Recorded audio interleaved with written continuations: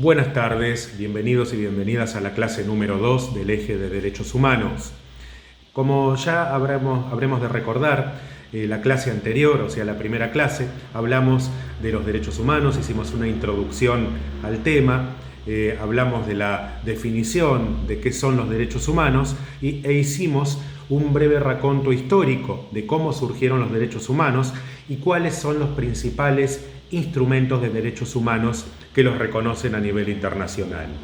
Hoy vamos a hablar de las distintas generaciones de derechos humanos y la clasificación de los derechos humanos. En primer lugar, cuando hablamos de las generaciones de derechos humanos, hablamos de los derechos humanos de primera, segunda y tercera generación. Pero también vamos a hablar de los derechos humanos de cuarta generación.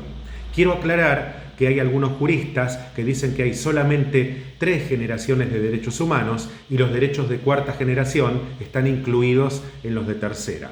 Pero bueno, a mi criterio, para mí son 4 generaciones. Vamos a empezar hablando de los derechos humanos de primera generación. Y decimos que durante la Edad Moderna se reconocieron los derechos humanos que usualmente se denominan que son los de primera generación. Esta primera generación está compuesta por los denominados derechos civiles y políticos, ¿sí?, que consagran las libertades individuales propias de cada individuo. Para establecer estos derechos civiles y políticos se redactaron documentos en los cuales el Estado se comprometía a respetar los derechos individuales de los ciudadanos. Y vamos a hablar de cuáles fueron los primeros instrumentos constitucionales para la protección de los derechos humanos. Estos instrumentos surgieron gracias a 3 grandes revoluciones. La primera, la Revolución Inglesa, ¿sí?, que nace del conflicto entre el rey y su parlamento y concluye con el triunfo del parlamento, y esto quedó plasmado en la Declaración de Derechos, más conocido como Bill of Rights en inglés, en el año 1688. Que establecía, entre otras, la facultad de peticionar al monarca y la prohibición de aplicar castigos crueles y desusados. El segundo gran instrumento de derechos humanos fue la Revolución Norteamericana, ¿sí?, que en su proceso de emancipación de Inglaterra dejó al mundo 2 instrumentos de suma importancia. Uno, la Declaración de la Convención de Virginia del día 20 de junio de 1776, que puede considerarse como la primera declaración de derechos en el sentido moderno. Y el segundo gran instrumento de derechos humanos fue la Declaración de la Independencia del día 4 de julio del mismo año, es decir, del año 1776. Y voy a hablar de algo importante, del artículo 1 de la Convención de Virginia, que establece que todos los hombres son, por naturaleza, igualmente libres e independientes y poseen ciertos derechos inherentes a su condición de persona, de los cuales no pueden por ningún contrato privar o despojar a sus descendientes, especialmente el derecho a la vida y a la libertad, y así también como los medios de adquirir y poseer propiedades, y de procurar y obtener la felicidad y la seguridad. Y por último, y este podríamos decir que es el más importante de los derechos históricos, de los instrumentos históricos de derechos humanos, que fue reconocido como la Declaración de los Derechos del Hombre y del Ciudadano, que surgió a raíz de la Revolución Francesa, ¿sí? Esta Declaración de los Derechos del Hombre y del Ciudadano fue aprobada en agosto de 1789 y expresa solemnemente los derechos naturales e inalienables del hombre. Vamos a citar solamente algunos, ¿sí?, algunos poquitos, a modo de ejemplo. El artículo 1 de esta Declaración de Derechos del Hombre y del Ciudadano de la Revolución Francesa dice que los hombres nacen y permanecen libres e iguales en derechos. Las distinciones sociales, dice este artículo, solo pueden fundarse en la utilidad común. El artículo 2 de esta declaración dice que el fin de toda asociación política es la conservación de los derechos naturales e imprescriptibles del hombre, Estos derechos son la libertad, la propiedad, la seguridad y la resistencia a la opresión. Y el artículo 4, no por ello menos importante, dice que la libertad consiste en poder hacer todo aquello que no perjudique a otro. Fíjense qué importante. Y voy a decir que si bien estos tres hitos constituyeron momentos sumamente importantes en ese largo y penoso camino por el reconocimiento de los derechos humanos, solo se desarrollaban en ámbitos estrictamente nacionales y aplicables en un territorio determinado, ¿sí? Esto sucedía debido a la soberanía y a la igualdad entre esos estados, que fue la base y sustento del derecho internacional.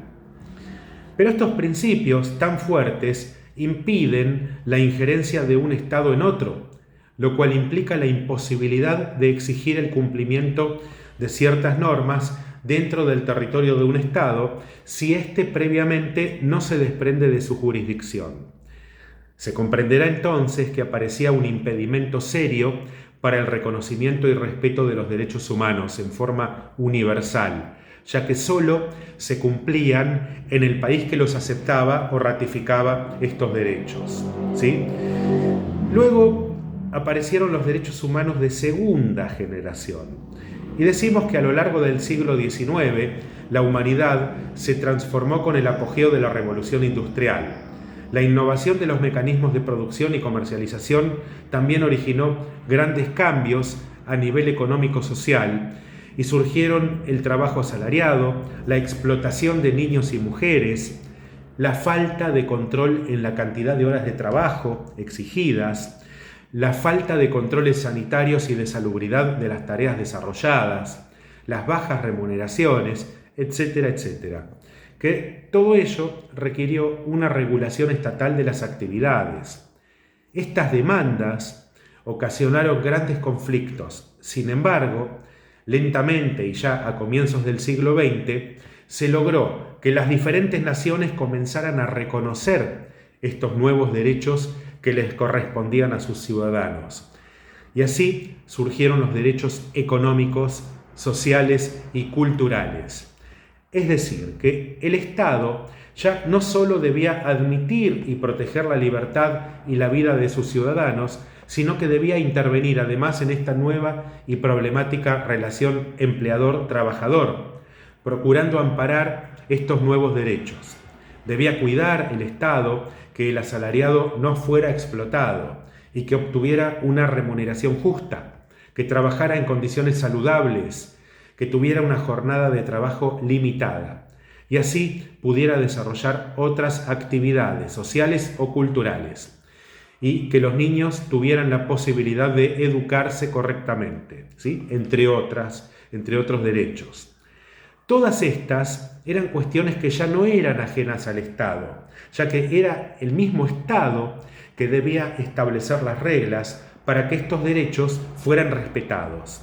Y así hubo estados que llegaron a cambiar sus leyes supremas y fundamentales, es decir, sus constituciones, base de todo ordenamiento jurídico, es decir, para dictar una nueva constitución que se ajustara a estos nuevos derechos.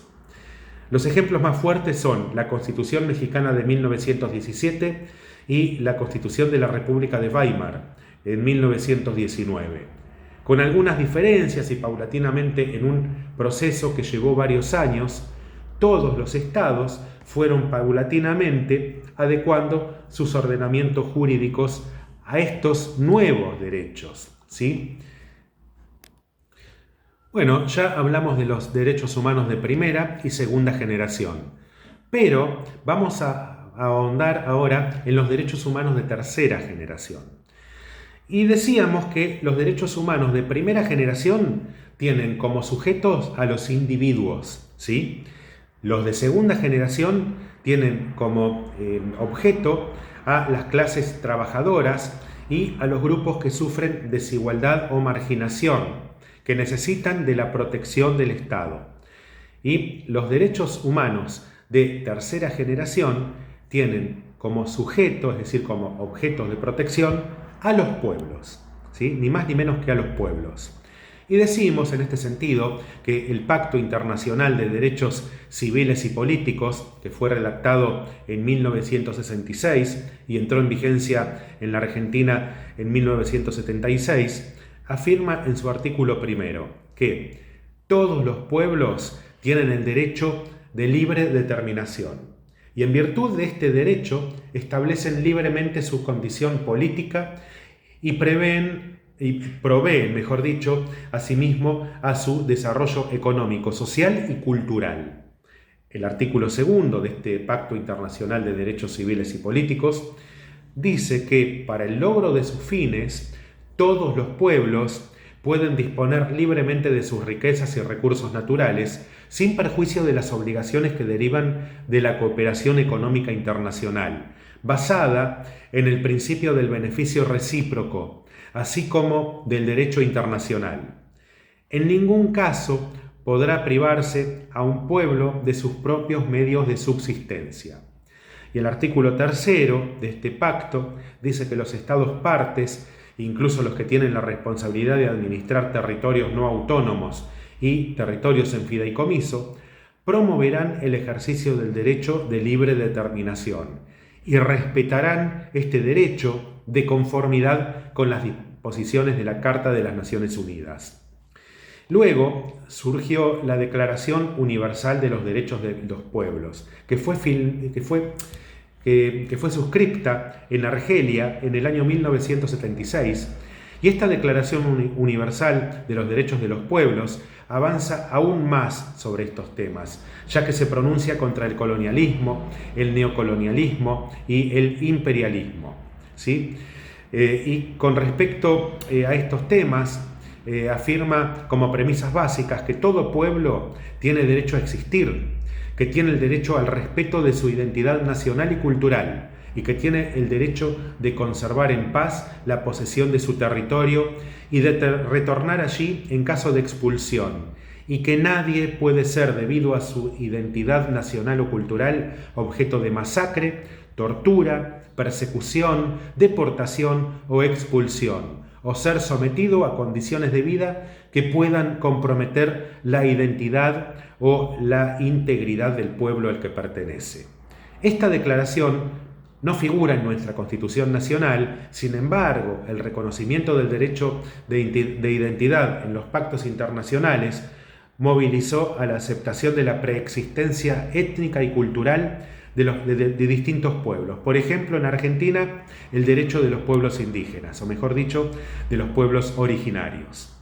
Con respecto a otros aspectos de los derechos de tercera generación, la sociedad moderna creyó por largo tiempo que el progreso material con ayuda del avance tecnológico era indefinido, y al promediar la segunda mitad del siglo XX, la sociedad en su conjunto comenzó a tener conciencia de que este progreso material provocaba la degradación de los suelos, la polución, la contaminación ambiental, el agotamiento de los recursos, la destrucción de la capa de ozono, el calentamiento global del que tanto se habla, ¿sí?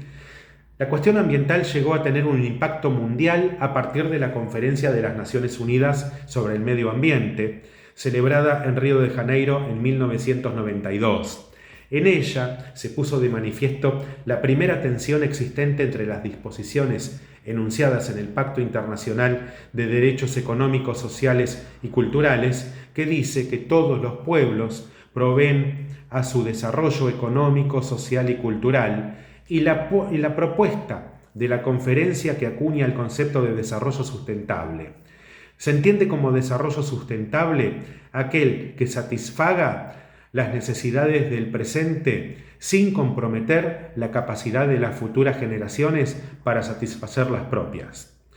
Presten atención, esta es la primera parte de la clase número 1, luego vamos a ir a la segunda parte de la clase número 1 para redondear un poco este tema de los derechos de primera, segunda y tercera generación y para pasar luego a hablar de los derechos de cuarta generación.